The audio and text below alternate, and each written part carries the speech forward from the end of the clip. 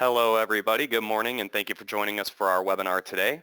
My name is Brad Vorbeck. I work in marketing here at Turnkey Technologies, and I've got our Dynamics 365 team lead with us today, Javier Ramirez, and he's going to be taking us through the project service automation features in Microsoft Dynamics 365 for finance and operations.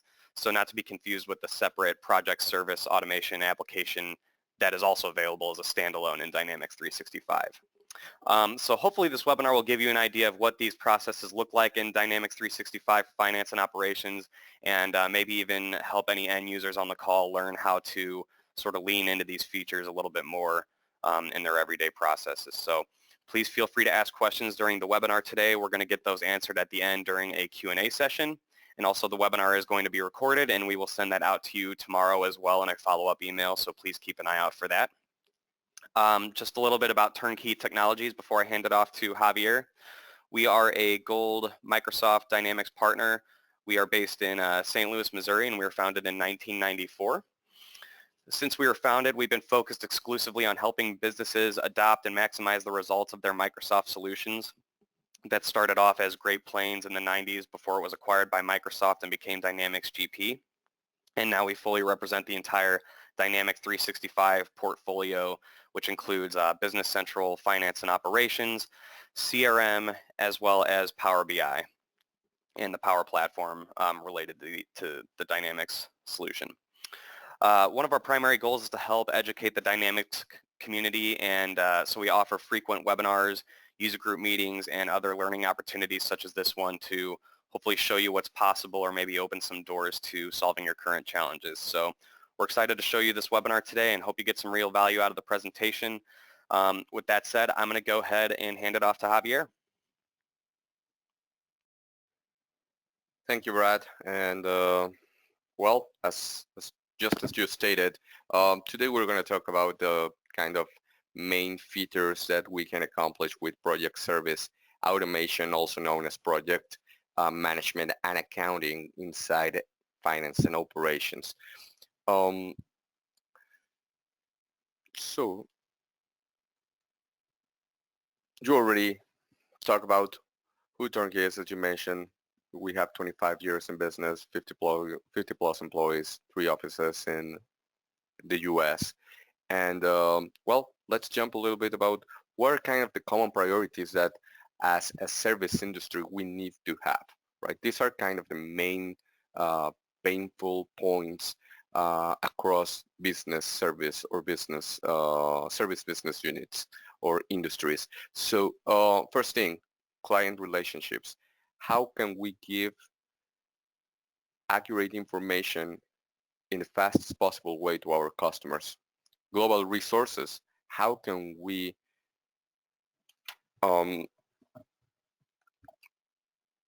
share consultants, resources, machines, items across all our different companies, right? Financial results, how are at the end of the day, how are we going to measure the results of every single project that we are handling inside the organization? And service delivery. It's like, it's not only how do we deliver, it's how we can efficiently deliver to our final customers, external customers, and also to internal customers, right? So mobility, how are we going to make our workers daily task easier, right? These are kind of the common priorities between our service industries, usually related to project management and accounting. Okay, so based on this one, let's start talking about what are the different capabilities of Dynamics 365 Finance and Operations as an ERP to tackle all those needs. So we have 3 main areas. The first one is project planning, project execution, second one, and at the end of the day, it's a project analysis and wrap up. So project planning, we can start setting up projects, we can start setting up categories, we can create work breakdown structures, assigning sub-booking and hard booking to resources. And as I mentioned, is you can see resources across different companies. You can start making budgets based on the type of transactions that we are going to be developing. It could be our transactions, it can be items transactions, it can be expense transactions, right? So those are kind of the main 3 types of tasks that we perform as a project service industry. Okay, we can generate quotations, and at the end of the day, what we will have is a budget with a WBS by activity, and that can be managed also in Microsoft Project. Okay, so once we talk about execution, we start entering timesheets. We can enter expenses. We can enter purchase orders. We can create production orders against the projects.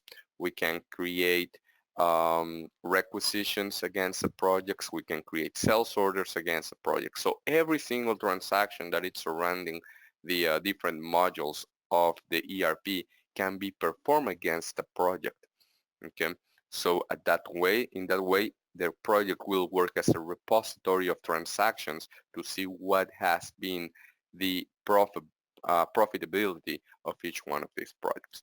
Okay, so part of our monthly closing is recognize the project revenue, right? So it depends on the type of project that we're using. It could be a fixed price project, could be a time and material project, and at the end of the day, this is up to the company. F&O has the capability to have time and material projects that at the same time that we are posting an expense or a timesheet, we are going to be accruing our revenue, right? So we can accrue the revenue. Usually this goes in relation with the length of the projects that we are used to manage. If you have a project that it's going to take 6 months, 8 months, well, you want to accrue the revenue, right, at the same time that you are posting transactions. If you have a short period project, well, basically probably you don't need to have a revenue because at the end, in between the same month, you will be billing the entire project. So those are kind of things that we as business consultants as well, we analyze and we recommend to you to go forward with one way or the other, right? So try to adopt the best practices of the industry and the best practices that the tool has to offer. So recognizing revenue from the fixed price project based on usually percentage of completion, and the percentage of completion gets calculated based on amount spent against budget, right? So the system will allow us to, or will tell us, okay, so you spend 50% of your money, you are entitled to recognize a 50% of the revenue based on your contract. Every single transaction is going to be reversed from the balance sheet to the P&L as it goes with each one of these processes.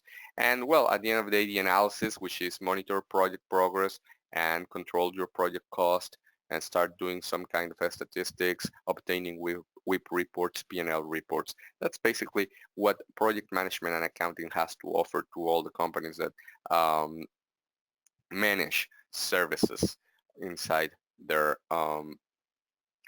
business. When we talk about project service automation, at the end of the day, one of the main things is friendly usage, or we need to guarantee a friendly way to use the system to all our employees. So we can talk about mobile timesheets, right? So if we have a way to ensure that the timesheets are easy to capture, in that way we can ensure that the timesheets are going to be done in a more effective manner during our periods, and this is going to be translated to a faster invoicing, okay, and less errors. Same thing with mobile expenses. Mobile expenses, at the end of the day, it's, I don't know, if we need to post expenses every week, well, at least we need to provide our users a tool that helps them to accomplish that task. Other thing that is important on project service automation is the Office integrations. So here we can see how we can integrate Microsoft project against each one of our D365 finance and operation projects. Okay, so those are kind of highlights that I wanted to put in a PowerPoint. So the next 10-15 minutes, we're going to be talking about finance and operations, and we will be performing some kind of navigation inside a live environment.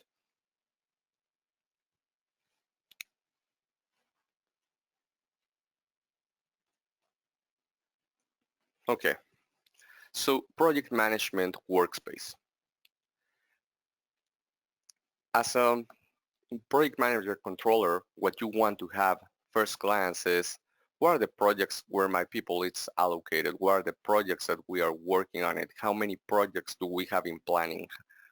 I want to see really fast what is the WBS for each one of these projects, right?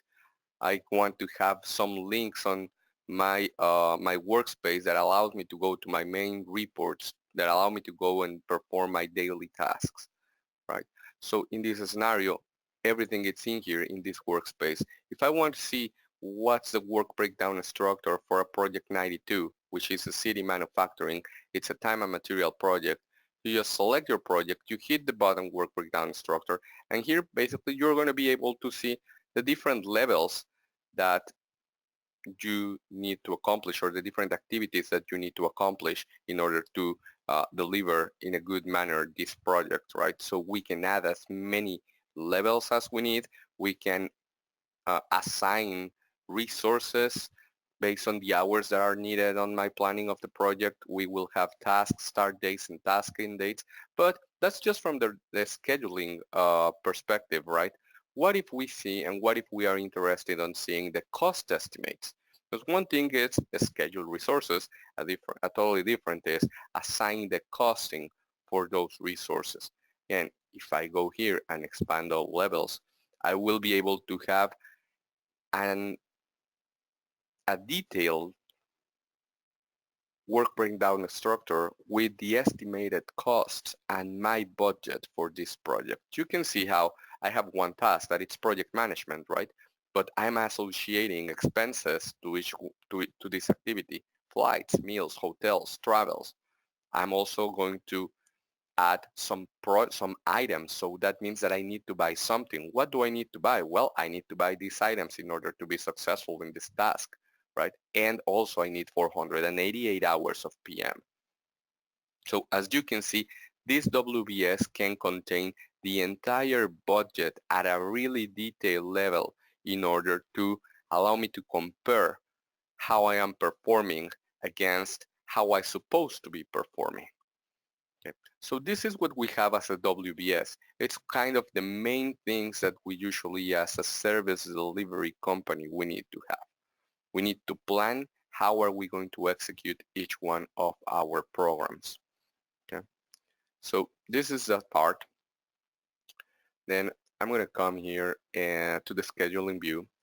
And what I will do here is I probably will say resource. I want to assign resource, right? I want to assign resources to this team.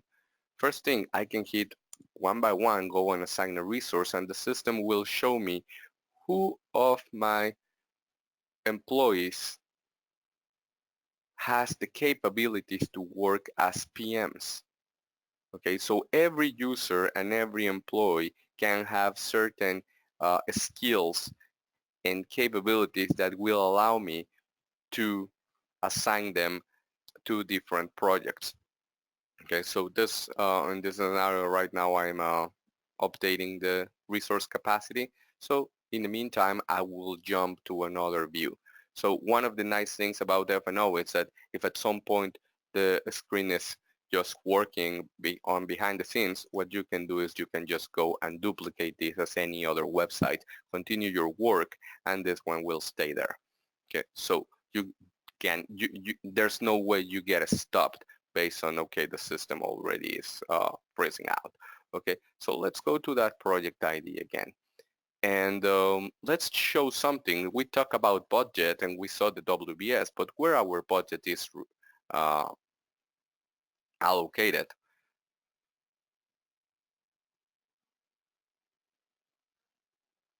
Okay, so if I go back here, I'm on my project and I have a way here to see all my planning stuff. Have work breakdown structure. I don't have project. Why? Because also we have the capability to manage budget at a certain level. If there are some projects that needs to be managed by budget, we need to enable this checkbox, right? So the capability that we have is to use or not use budget control. Okay, so this allows us, and this talk about flexibility. Every project can be managed in a different way if that's how your company requires it, right? There are going to be some internal projects that they probably don't need to use budget, but our deliverable projects, they need to use a budget. So there's a way to control even at the project level that kind of behavior. Now, how hard, for example, is to create a budget? How once we generate our WBS, well, we can copy all the numbers from the WBS. So you can see here all the numbers that were recorded on the WBS, they just came through by category. Okay, so this is how we can easily have a budget. Every budget can be subject to a workflow or needs to be subject to a workflow approval. Okay, so we can send this for approval in many different levels as needed. So this is how we can, or what we talk about, or what happened when we talk about the planning a project. We create a project, we assign a type of project. This one is still thinking. We assign a type of project, we assign a work breakdown structure, and finally we create a budget. Now we must be ready to start processing transactions, right? So again, it's type of projects that we can handle inside the system. Time and material. Okay, whatever I consume, I will be billed if the transaction is marked as billable. We can mark billable or non-billable transactions. Fixed price projects. Basically, we have a contract and we have milestones. We don't bill based on our usage. We bill based on completion of milestones. And we have investment projects. Investment projects are used for, let's say, development products, right? So probably I will develop a, I don't know, an air conditioning system, and that is going to take me $50,000 and probably two months of work, right? I need to make sure that at the end of the day, I will be able to take all that money out from my work in process accounts and convert it into a fixed asset. That's one example of investment projects. If at the end of the day, all the cost that is associated to a project wants to be converted to a fixed asset, then investment projects is the way to go. We have internal cost projects to manage, let's say, general and administration expenses, to manage overhead projects. Okay? So that's the first important input, okay, the project type that we will have here. Okay, I will show you now a little bit about how mobility works within project management and accounting.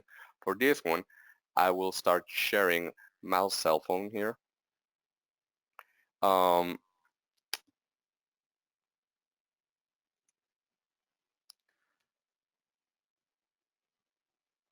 And first thing, I will show you how to connect into the application. So right now I'm managing my cell phone. I will select my environment and I will hit connect. And all this is out of the box, available for Android, iPhone. And what I'm going to do is I'm going to create a timesheet. You can see here is the menu where I can perform actions. I can perform any of these actions inside my cell phone. So I'm going to do project time entry. So instead going to the ERP, I'm on the field all the time, right? So I need to be able to record my hours. I need to be able to record my expenses. So I can go and hit the time entry. Right now I have one for 5 hours as of today. Hit new entry. How many hours? What's the project? What's the type of work that I am performing? Let's say at 1 p.m.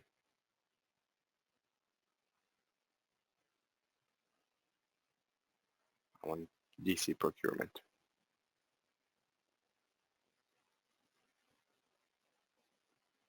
Okay. Which activity I am performing? Performing that activity. Okay. That took out the category. And we can put external comments for billable comments. Okay. Internal comments for company comments.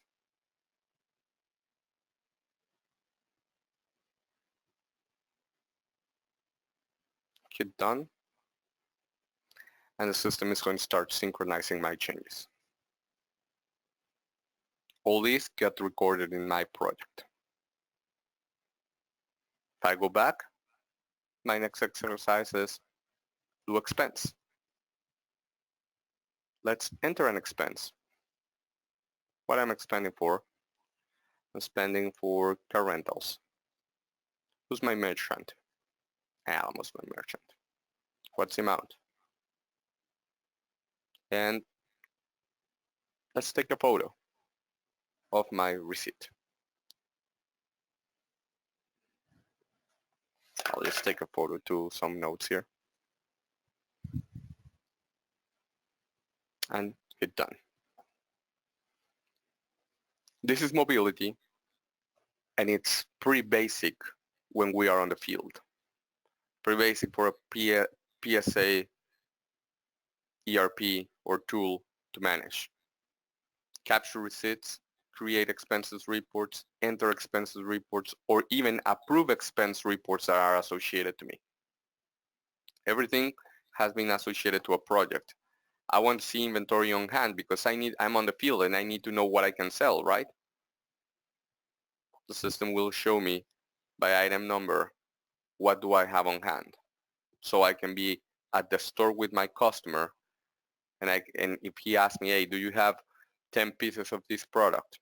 Yep, let me take a look, and well, you can show it right there and create a sales order right there. Okay.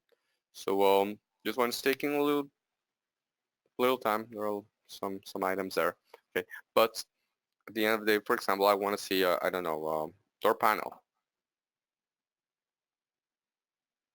This one is refreshing. I'm seeing by warehouse, by location, by batch, by status. I can see the picture of how the door panel looks like. If it's a picture, it's going to be shown there. So then our next step could be create a sales order against that project. Okay, and with that, someone is going to have an input to say, okay, we need to build a door panel. We need to buy a door panel, or we need to start doing something else. So there's no inventory on hand for this one. So basically I will say, yep, you know what? I don't have anything, but I can create a sales order and the lead time is going to be different than if I have it on hand. Okay, so this is the kind of information that we need to have when we talk about a PSA tool, right? In order to start creating the demand. Okay. After that, we're going there inside the project. We can create manufacturing orders, purchase orders. Okay. We usually provide webinars specifically for those processes. Okay. And at the end of the day, all the accountability and all the accounting, it's going to be inside the project that we were just selecting. Okay. So that is part of what I wanted to show you today. It's not just project management creation of transaction, is how we can make our users' life easier and how that will impact automatically our projects. Okay, so thank you very much for attending this webinar.